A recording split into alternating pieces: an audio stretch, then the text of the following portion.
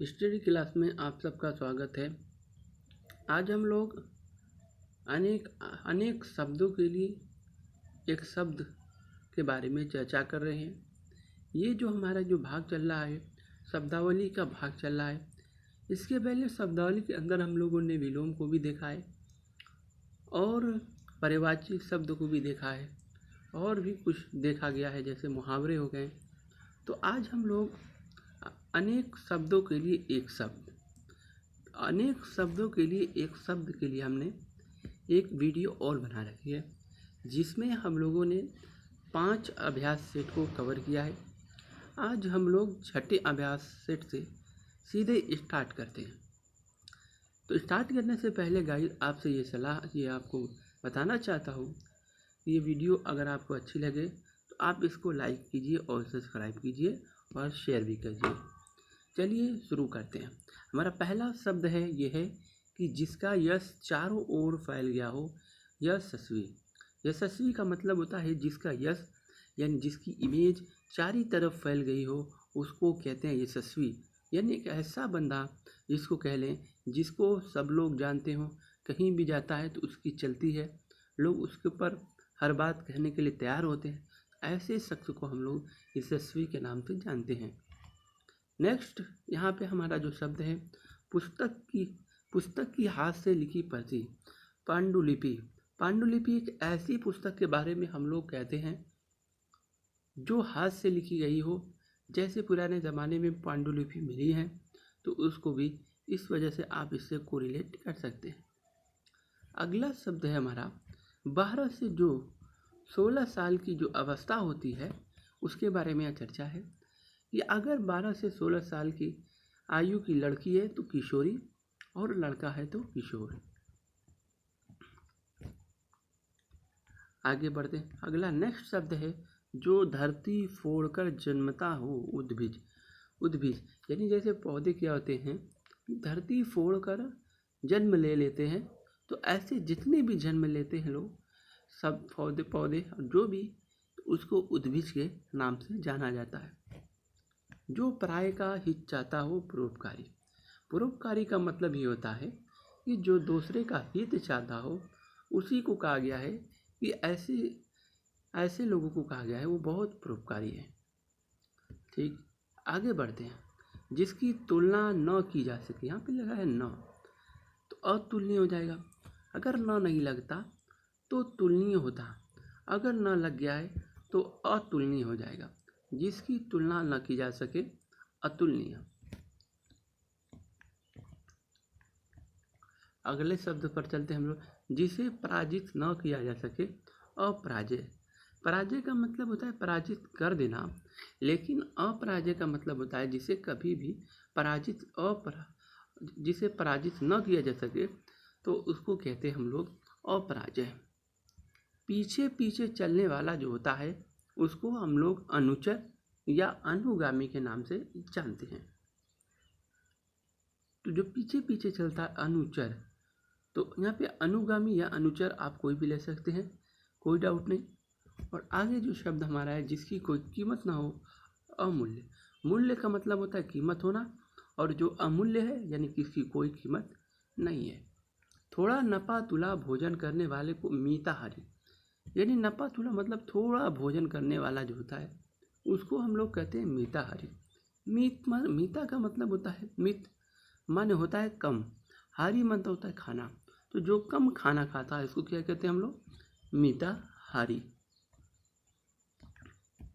आगे देखते हैं। जिसके हृदय पर आघात हुआ हो, मर्माहत। तो ऐसे शब्द को हम लोग कहते हैं, जिसके हृदय पर आघात हुआ हो, तो उसको कहते हैं हम लोग मर्माहत। जो अपने पद से हटाया गया हो, पदच्युत के नाम से हम लोग जानते हैं। जिसे किसी वस्तु से स्पृहा न हो, यानी ऐसे लोग जो किसी चीज़ से, स्पृहा का मतलब होता है इच्छा, कामना, तो ये ना करें, उसको कहते हैं निस्पृह। उसको क्या कहेंगे एक शब्द के लिए, निस्पृह के नाम से हम लोग जानेंगे। जिसकी पूर्व से कोई आशा न हो, अप्रत्याशित। अप्रत्याशित हम लोग कहते हैं किसको, यहाँ पे जिसकी पूर्व से कोई आशा न हो, तो यहाँ पे हम लोग कि पूर्व से कोई आशा न हो, ऐसे लोगों को हम लोग कहते हैं अप्रत्याशित कहते हैं। जो झगड़ा लगाने वाला मनुष्य होता है उसको कहते हैं नारद। तो ये नारद बहुत अच्छा शब्द है और थोड़ा सा टफ है, लेकिन हम लोग यहाँ पे कवर कर रहे हैं। झगड़ा लगाने वाले मनुष्य को हम लोग क्या कहते हैं? नारद। जिसके सिर पर चंद्र हो उसको जानते ही आप लोग कि ऐसे को हम लोग कहते हैं चंद्रशेखर।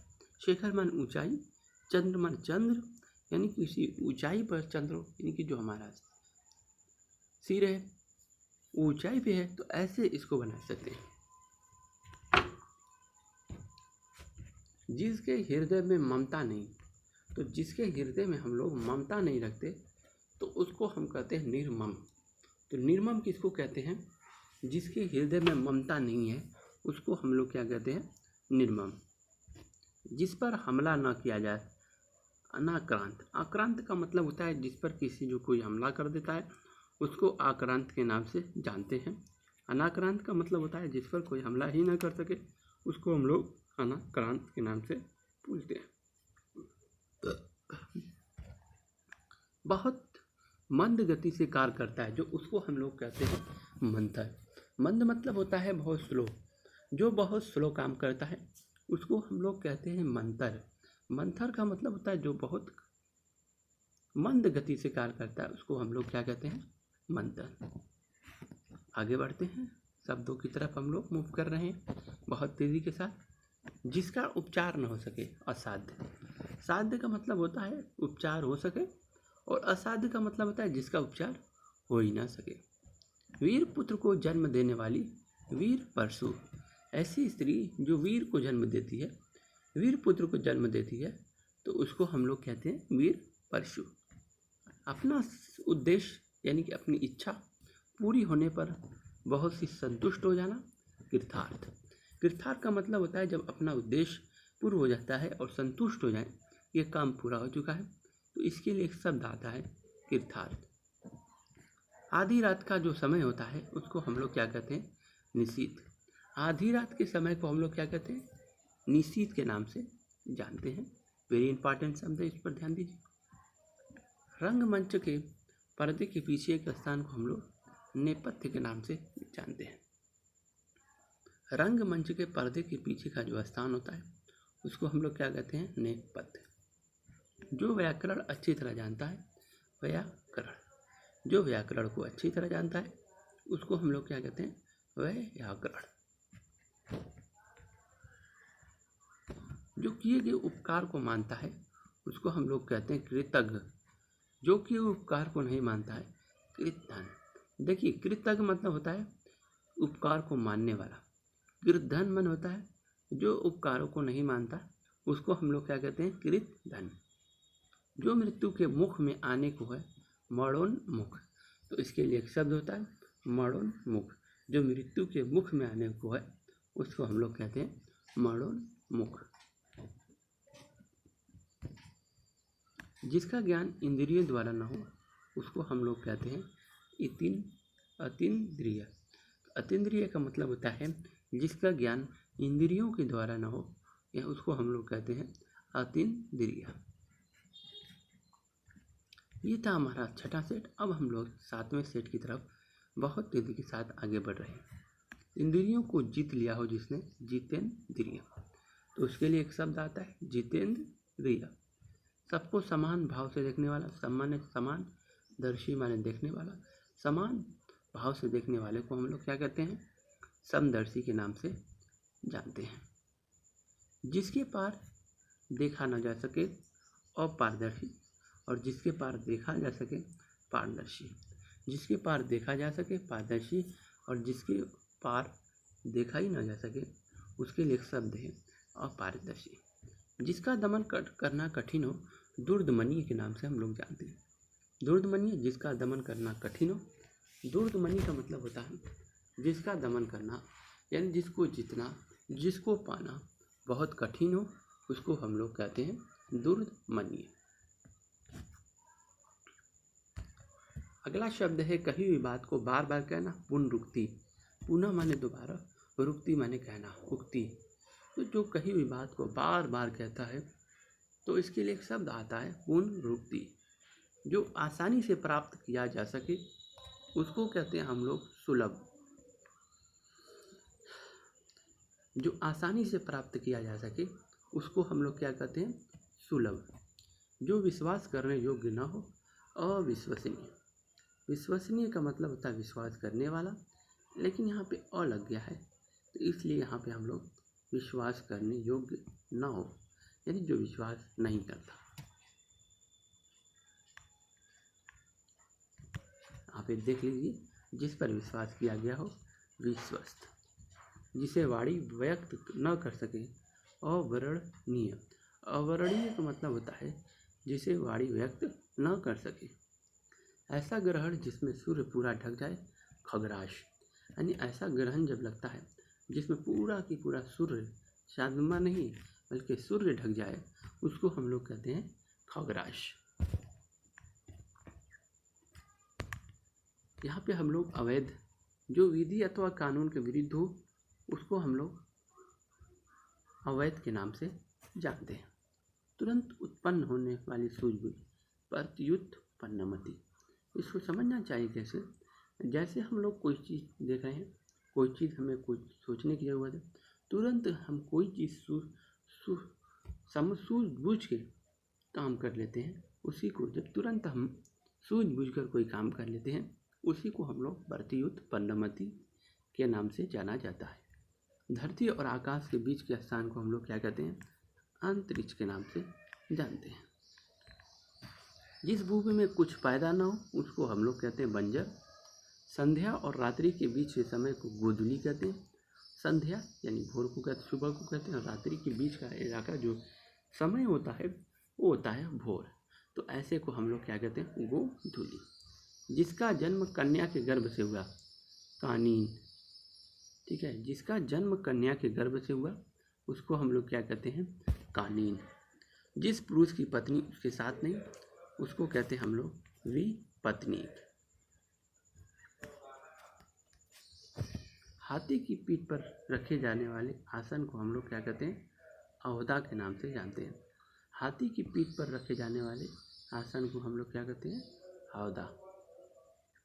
उचित और अनुचित का ज्ञान रखने वाला, विवेकी। जो सोच समझ के यानी बुद्धिमानी से काम करे उसी को कहते हैं उचित और अनुचित का ज्ञान रखने वाला। तो ऐसे शब्द को हम लोग क्या कहते हैं, विवेकी यानी बुद्धिमान। वह स्त्री जिसकी अपेक्षा की गई हो, उपेक्षिता। उपेक्षिता का मतलब वह स्त्री जिसकी उपेक्षा की गई हो उसको हम लोग कहते हैं उपेक्षिता। बहुत पढ़ी लिखी महिला को विदुषी हम लोग कहते हैं। और आगे देखते हैं, जो बहुत ज़्यादा मेहनत करता है उसको अध्यवसायी के नाम से जानते हैं। जो बहुत ज़्यादा मेहनत करता है उसको हम लोग अध्यवसायी के नाम से जानते हैं। पलकों को गिराए बगैर,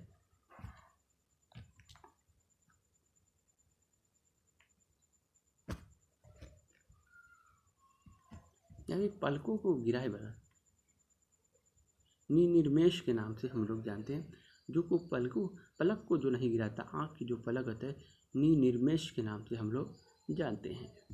आशा से अधिक आशातीत। इसके लिए एक शब्द होता है आशातीत। जो शत्रु की हत्या करता है उसको हम लोग क्या कहते हैं, शत्रुधन। वह स्त्री जिसकी कोई संतान नहीं हो, बांझ। जैसे बंझापन पड़ जाता है, पपीते के पेड़ पे देखे होंगे आप लोग, उसी को कहा गया है कि इस तरह से वह स्त्री।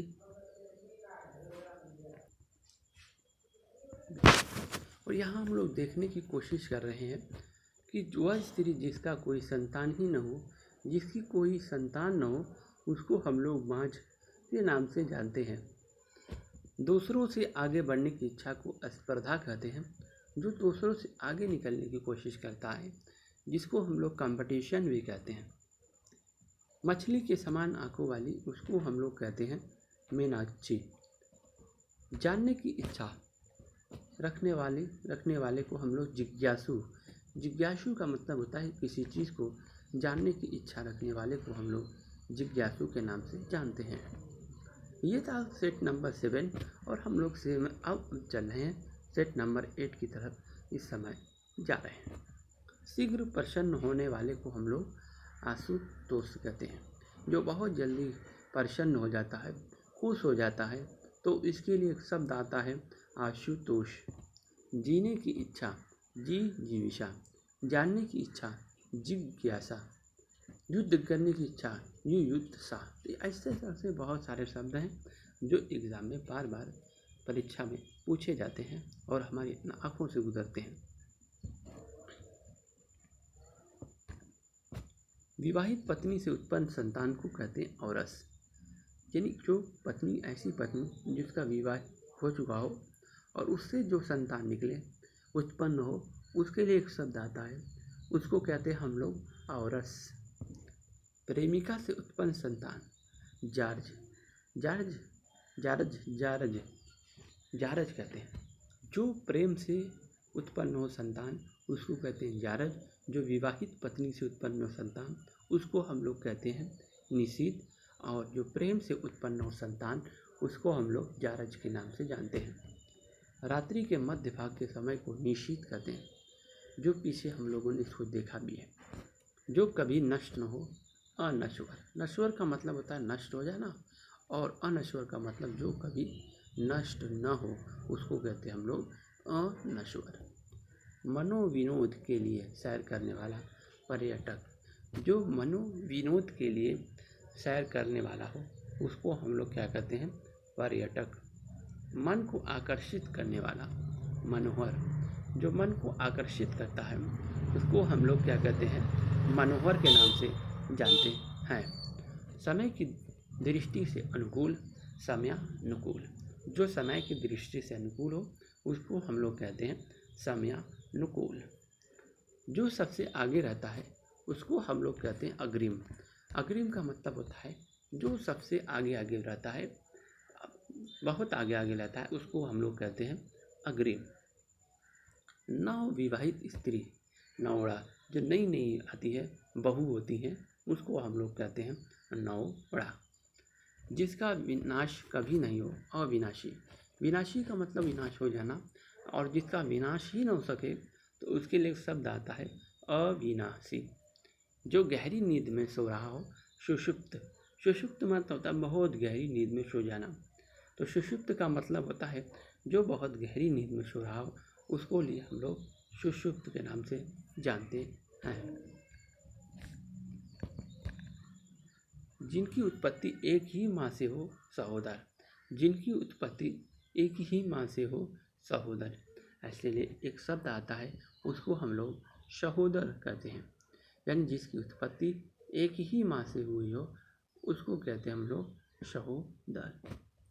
जो संपत्ति पिता से प्राप्त हो पैतृक। ठीक है, जो संपत्ति पिता से प्राप्त हो उसको कहते हैं पैतृक। पैतृक माने पिता। कानों को खटने वाला कर्कश। यानी कि बहुत तेज कानों में जो करता है, जैसे हम कोई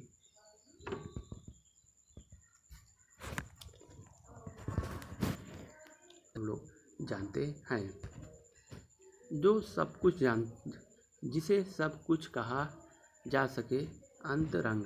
अंतरंग का मतलब होता है जिसे सब कुछ कहा जा सके उसको हम लोग कहते हैं अंतरंग कहते हैं। जो सब कुछ कहा जा सके अंतरंग अच्छा शब्द है। जिसे सब कुछ कहा जा सके उसको कहते हैं हम लोग अंतरंग। जिसका इलाज न हो सके उसको हम लोग कहते हैं असाध्य। जिसका इलाज न हो सके असाध्य। साध्य माने जो असाध्य का मतलब जो कठिनाई से हो, जो चीज़ कठिनाई से हो या जिसका इलाज न हो सके उसको हम लोग कहते हैं असाध्य। जो सहने की शक्ति रखता हो सहिष्णु। सहिष्णु कहते हैं जो किसी बात को, जैसे कोई आपको आपत्तिजनक किसी ने बात कह दी, आप उसको सहने की शक्ति रखते हैं, तो इसके लिए एक शब्द होता है बहुत ही सहिष्णु पर्सन है। दो वेदों को जानने वाला द्विवेदी। द्विवेदी का मतलब होता है दो वेदों को जानने वाला। जो केवल एक आँख वाला हो एकाक्षी। द्विआक्षी होता है दो आँख वाला, एकाक्षी एक आँख वाला। जो सुना न गया हो अश्रुत। श्रुत का मतलब होता है सुना गया हो, जो कभी सुना ही नहीं गया हो तो उसके लिए एक शब्द होता है अश्रुत। जो बिना वेतन के काम करता है उसको हम लोग कहते हैं अवैतनिक के नाम से जानते हैं।